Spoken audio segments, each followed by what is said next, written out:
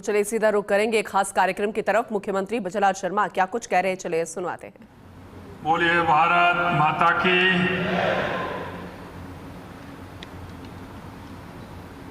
नहीं, ऐसे थोड़े काम चलेगा। युवा देखें, इसलिए युवाओं का जज्बा दिखना चाहिए। बोलिए भारत माता की, भारत माता की। वंदे वंदे वंदे। आज के सरदार 150 यूनिटी मार्च की इस कार्यशाला में मंच पर विराजमान हमारी पार्टी के यशस्वी प्रदेश अध्यक्ष सम्माननीय मदन राठौड़ जी, कैबिनेट में मेरे साथी खेल एवं उद्योग मंत्री श्री राज्यवर्धन सिंह जी राठौड़ साहब, कैबिनेट में मेरे दूसरे साथी राज्य मंत्री भाई के बिश्नोई जी, प्रदेश के महामंत्री और विधायक, इस कार्यक्रम के संयोजक भाई जितेंद्र गोठवाल जी, युवा मोर्चा के अध्यक्ष अंकित चेची जी, शासन सचिव खेल एवं युवा मामला श्री नीरज के पवन जी, मेरे सामने बैठे सभी पार्टी के हमारे प्रमुख कार्यकर्ता भाई और बहनों, सभी जनप्रतिनिधि और सभी इस कार्यक्रम में आए मेरे युवा साथियों, सबसे पहले तो मैं आप सभी का वंदन करता हूं, अभिनंदन करता हूं। आप सभी को मैं नमस्कार करता हूं। आज मैं निश्चित रूप से, क्योंकि जब सरदार 150 का भाव मन में आता है तो निश्चित रूप से मन गर्वित हो जाता है। सरदार वल्लभ भाई पटेल उन लोगों में से थे जिन्होंने इस देश के लिए अपना सब कुछ लगा दिया और उन्होंने देश की आजादी से लेकर के देश की एकीकरण तक के लिए काम किया। आज के दिन हम लोग उस महान आत्मा को याद कर रहे हैं जिन्होंने बिखरे हुए भारत को एक सूत्र में पिरोया और दृढ़ इच्छा शक्ति से राष्ट्र पुनर्निर्माण किया। आज भारत के लोकपुरुष, राष्ट्र निर्माता, एकता के अजय योद्धा सरदार वल्लभ भाई पटेल की 150वीं जयंती की पूर्व कार्यशाला में हम सभी यहाँ एकत्रित हुए हैं। सोचिए, 1.5 सदी का ये सफर, लेकिन आज भी पटेल जी के विचार, उनके आदर्श, उनका संकल्प उतना ही प्रासंगिक है जितना आजादी के ठीक बाद था। क्योंकि उन्होंने जो नींव रखी वह केवल ईंट पत्थर की नहीं बल्कि विचारों, मूल्यों और राष्ट्रीय चेतना की जीती जागती उदाहरण दे सकते हैं। साथियों, जब 15 अगस्त 1947 को जब भारत आजाद हुआ था तो एक तरफ आजादी की खुशी थी तो दूसरी तरफ विभाजन का दर्द भी था। एक तरफ राष्ट्र का सपना था तो दूसरी तरफ 560 से अधिक रियासतों का अनिश्चित भविष्य। और ऐसे संकट काल में इतिहास ने एक लौह पुरुष को जन्म दिया था, सरदार वल्लभ भाई पटेल। आपने देखा है, क्योंकि हमारे शास्त्रों में भी कहा गया है, जब तक आताताई और दुष्ट लोग आते हैं तो कोई ना कोई अवतारी होता है। और मैं आपसे कहना चाहता हूं, आपने देख लिया, आपके सामने मैं कहना चाहता हूं कि जब देश दिशा भटक रहा था, हमारे पूर्वज जब देश की आजादी की लड़ाई लड़ रहे थे, 560 से ज्यादा रियासतों में बटा हुआ था, तो सरदार वल्लभ भाई पटेल ने पूरे देश में एक महत्वपूर्ण काम किया और वो देश को मजबूत बनाने का काम किया। मैं चाहता हूं कि राजस्थान का हर युवा उन दोनों पाठों को अपने जीवन में उतारे। पहला, राजनीतिक एकीकरण और एकता की अटूट शक्ति। दूसरा, आर्थिक स्वावलंबन, आत्मनिर्भर भारत। ये दोनों कल्पना हमारे सरदार वल्लभ भाई पटेल जी की थी और उन्होंने उसको आगे बढ़ाने का काम किया। सरदार पटेल ने 560 से अधिक रजवाड़ों को एकीकरण किया। यह केवल एक प्रशासनिक कार्य नहीं था बल्कि एक दूरदर्शी सोच भी थी। उन्होंने देशवासियों को समझाया कि संगठित रहना और एकजुट रहने से कोई देश आपका बाल वहां का नहीं कर सकता। अगर आप एक रहेंगे तो सेफ रहेंगे। एक भारत श्रेष्ठ भारत की जो कल्पना की वो सरदार वल्लभ भाई पटेल ने की थी। उन्होंने एक भारत श्रेष्ठ भारत का विजन दिया, एक ऐसा भारत जो अपनी विविधता में एकता जीवंत उदाहरण है। क्यों कि हम विविधता में भी एकता, हमारा यह उदाहरण है। जब हैदराबाद में अभी माननीय प्रधानमंत्री जी ने मन की बात में जिक्र किया था, हैदराबाद में क्रूर निजाम और उसके राजकारों ने बहुत संख्यक हिंदुओं पर अत्याचार शुरू किए। जब गांव के गांव जला दिए गए थे, गरीबों की बस्ती उजाड़ दी गई थी, धर्म पूछकर हत्याएं और लूटपाट शुरू हुई थी, तब सरदार साहब ने क्या किया? उन्होंने, अंतर्राष्ट्रीय दबाव था लेकिन उन्होंने धमकियां मिल रही थी, लेकिन उन्होंने राष्ट्र हित को सर्वोपरि रखते हुए सेना भेजकर हैदराबाद को क्रूर निजाम से मुक्ति दिलाने का काम सरदार वल्लभ भाई पटेल ने किया। चाहे पूर्वोत्तरों के राज्य हो या दक्षिण के प्रदेश, पटेल साहब ने पूरे भारत को एकजुट किया। एक जम्मू कश्मीर उन्होंने दूसरे के भरोसे छोड़ा था, और आप जानते हैं वो किसके भरोसे छोड़ा था। लेकिन दुर्भाग्य कि वहां धारा 370 लगाकर उसे कट्टरपंथी अलगाववादियों का अड्डा बना दिया गया।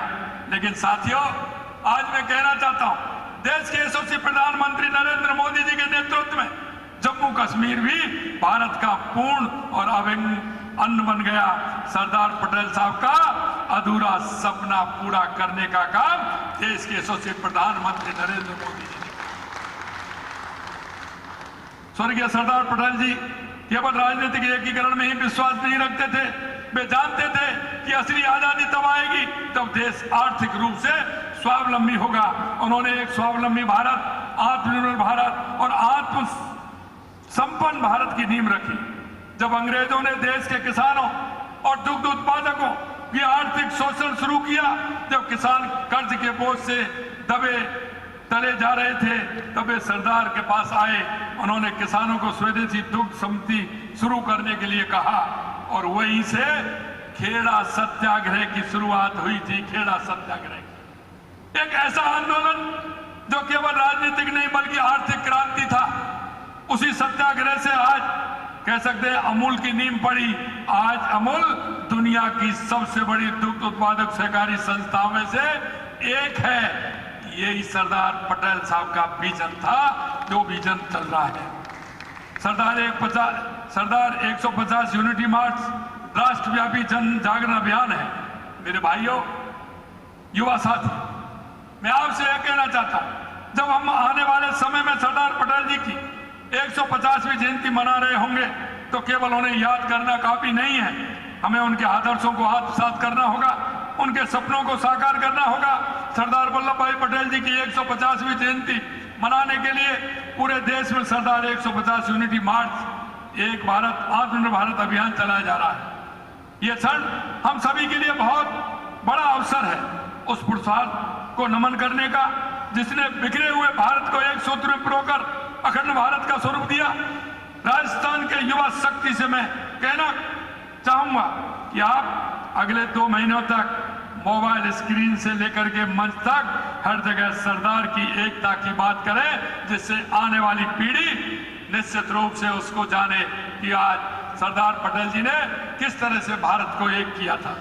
अगले 2 महीने तक जब हर जन, हर मन सिर्फ और सिर्फ सरदार पटेल और उनके विचारों की बात करेगा, जब युवाओं के भीतर उनके जैसा बनने की भूख भी बढ़ेगी, वास्तव में उन्हें एक बड़ी श्रद्धांजलि होगी।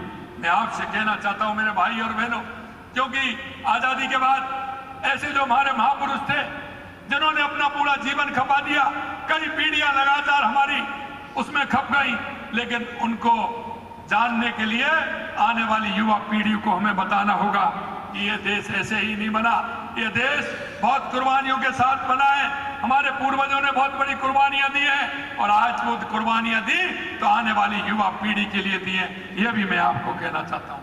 इस अभियान के तहत मैं 31 अक्टूबर से 25 नवंबर तक अपने क्षेत्र के सभी युवाओं के साथ गांव-गांव, गली-गली मेरा कार्यक्रम बनेगा, तो मैं भी वहां जाने वाला हूं। इस पदयात्रा में योग स्वास्थ्य शिविर लगाए जाएंगे, वाद विवाद प्रतियोगिताएं होंगी, नशा मुक्ति भारत का संकल्प लिया जाएगा। वहीं आपसे यह भी आह्वान करता हूं कि आप इस जन जागरण के महायज्ञ यात्रा में अपना साथ दें। और मैं ये भी कहूँगा 31 अक्टूबर 25 नवंबर तक मैं ये कार्यक्रम जो होंगे इस उपलक्ष्य में हर संसदीय क्षेत्र के सभी जिलों में 3 दिन तक 8 से 10 किलोमीटर लंबी पदयात्राएं भी होंगी। पदयात्रा के दौरान सरदार पटेल जी की प्रतिमा और चित्र पर श्रद्धांजलि दी जाएगी, आत्मनिर्भर भारत की शपथ ली जाएगी, सांस्कृतिक कार्यक्रम होंगे, प्रमाण पत्र भी वितरित किए जाएंगे। एक जिला एक खेल योजना के तहत प्रत्येक जिले में उस क्षेत्र में प्रचलित खेल का आयोजन भी किया जाएगा। आप सभी अपने अपने क्षेत्रों में इस यात्रा में जरूर शामिल हों। अंत में मैं आपसे कहूंगा मित्रों, इस अभियान का सबसे बड़ा अध्याय शुरू होगा 26 नवंबर। वो क्यों होगा? क्योंकि 26 नवंबर को संविधान दिवस के दिन, उस दिन हमारे क्षेत्र के हर जिलों में 2-2 पदयात्री सरदार पटेल की जन्मभूमि करमसद से लेकर एकता के प्रतीक स्टैच्यू ऑफ यूनिटी केवड़िया तक 152 किलोमीटर की ऐतिहासिक पदयात्रा देश भर के अन्य पदयात्रियों के साथ करेंगे। 150 पड़ावों पर सरदार पटेल के जीवन और भारत की विविध संस्कृति का उत्सव मनाया जाएगा। हर शाम सरदार की गाथा होगी जिसमें पटेल जी के जीवन योगदान की कहानियां सुनाई जाएंगी। आपको बताते हुए मुझे ये और भी खुशी हो रही है कि इस अवसर पर युवा कार्यक्रम खेल मंत्रालय माई भारत के माध्यम से विकसित भारत पदयात्रा आयोजित कर रहा है। इस पहल का उद्देश्य युवाओं में राष्ट्रीय गौरव जगाना, समाज के प्रति जिम्मेदारी बढ़ाना और एकता की भावना को मजबूत करना है। ये कार्यक्रम प्रधानमंत्री श्री नरेंद्र मोदी जी के जन भागीदारी से राष्ट्र निर्माण के विजन से प्रेरित है। इस यात्रा में खासकर अमृत पीढ़ी यानी आज के युवाओं की भूमिका पर विशेष ध्यान दिया जा रहा है। आज के दिन में विशेष रूप से राजस्थान के युवाओं से कहना चाहता हूं कि सरदार पटेल ने राष्ट्र को एकजुट किया, अब आपको राष्ट्र को समृद्ध बनाना है। उन्होंने जो नींव रखी, अब आपको इमारत खड़ी करनी है। विकसित भारत, विकसित राजस्थान 2047 का सपना आपके बिना अधूरा है। आप इस राष्ट्र का भविष्य हैं। आप ही वे वास्तुकार हैं, आप ही वो वास्तुकार हैं जो आने वाले कल का राजस्थान बनाएंगे, जहां युवा शक्ति जागृति हो, जहां विकास की कोई सीमा नहीं हो।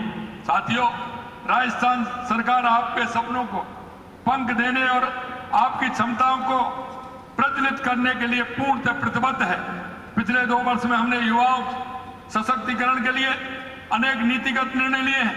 ये निर्णय केवल कागजों पर नहीं है बल्कि जमीन पर क्रियान्वित हो रहे हैं और लाखों युवाओं के जीवन में सकारात्मक बदलाव ला रहे हैं। सरदार पटेल जी ने किसानों को सहकारिता और स्वावलंबन का पाठ पढ़ाया, इसलिए हमने लगातार सहकारिता पर हम काम कर रहे हैं। हमने कहा हमारी सहकारिता की सदस्यता अभियान भी हमने इस वर्ष में प्रारंभ किया है और हमने निर्णय लिया है कि हर ग्राम पंचायत में हमारी सहकारिता की इकाई वहां होगी। आज राजस्थान सरकार उसी भावना से युवा उद्यमियों को आत्मनिर्भर बनाने के लिए प्रतिबद्ध है। आज युवा नौकरी खोजने वाला नहीं बल्कि नौकरी देने वाला बनना चाहता है। यह सोच में बदलाव ये पीढ़ी जो हमारी युवा पीढ़ी है इसको करना है।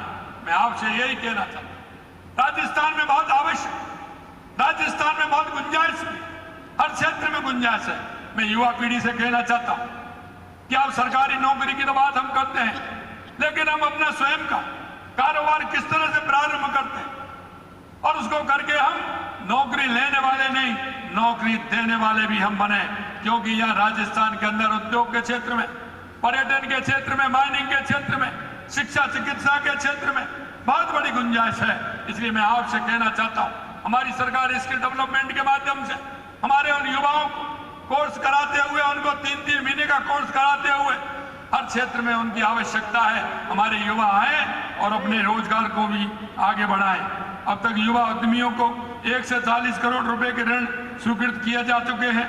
हम 2 वर्षों में लगभग 91,000 से अधिक युवाओं को सरकारी नौकरी दी है। 1,55,000 के लगभग पाइपलाइन के अंदर है और अधिक पदों की भर्तियां भी निकाली जा रही हैं। मेरे प्यारे भाइयों, युवा साथियों, याद रखिए, आप केवल राजस्थान के नहीं बल्कि भारत के भविष्य हैं। आपके हाथों में विकसित भारत का सपना साकार करने की शक्ति है। आपके पास कोई ऊर्जा है, जुनून है, प्रतिभा है और जो राष्ट्र को नई ऊंचाइयों पर ले जा सकती है। सरदार पटेल जी ने दिखाया कि असंभव को कुछ भी नहीं है। उन्होंने दिखाया कि राष्ट्र सर्वोपरि है, तो कोई भी बाधा रास्ते में नहीं आ सकती। उन्होंने दिखाया कि एकता में अपार शक्ति है।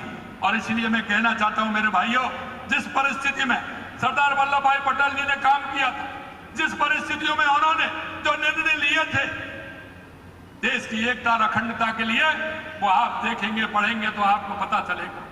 उन्होंने उन लोगों तो देश के प्रति किसी भी तरह से वो नेगेटिव थे, उनको किस तरह से एक राह में प्रो करके उन्होंने काम किया था।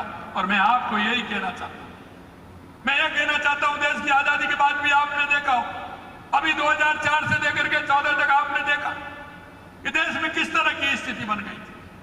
आपने 4 से 14 में देखा होगा कितना बड़ा भ्रष्टाचार, आतंकवाद, नक्सलवाद, क्या स्थिति हो रही थी। लोग सोचते थे कि आखिर इस देश का क्या होगा।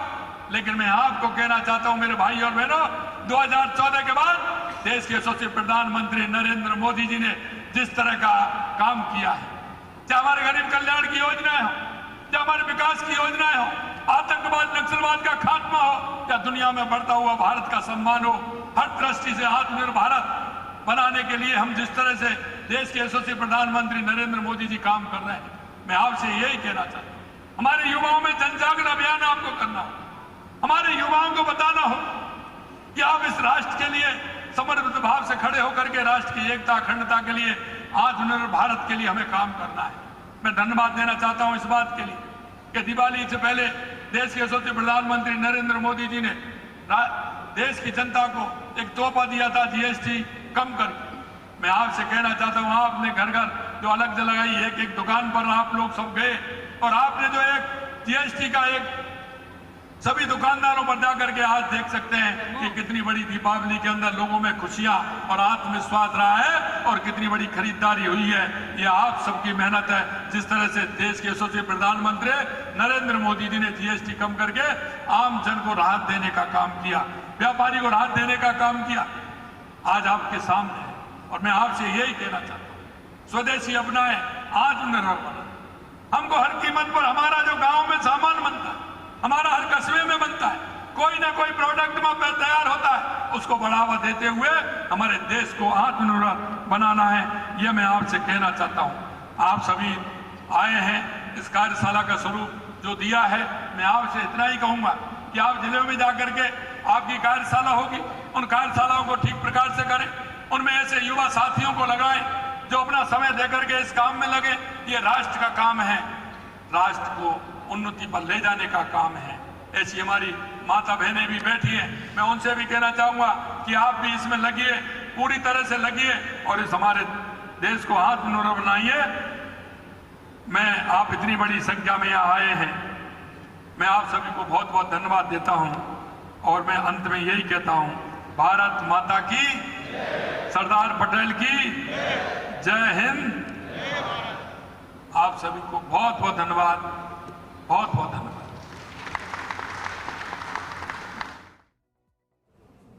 मुख्यमंत्री भजनलाल शर्मा को आप सुन रहे थे। बेहद खास संबोधन उन्होंने दिया। एक भारत, आत्मनिर्भर भारत, यही थीम है, यही अभियान है। 31 अक्टूबर से इसका आगाज होगा, लेकिन उससे पहले तैयारियों का जायजा बैठक के साथ जो मंच सजाया गया है, जिसमें दिग्गजों को हमने सुना। एक भारत, आत्मनिर्भर भारत, एकजुट भारत, विकसित भारत, किस तरह से सरदार पटेल की याद में बातों का जिक्र किया गया, उन्हें याद किया गया, वो बेहद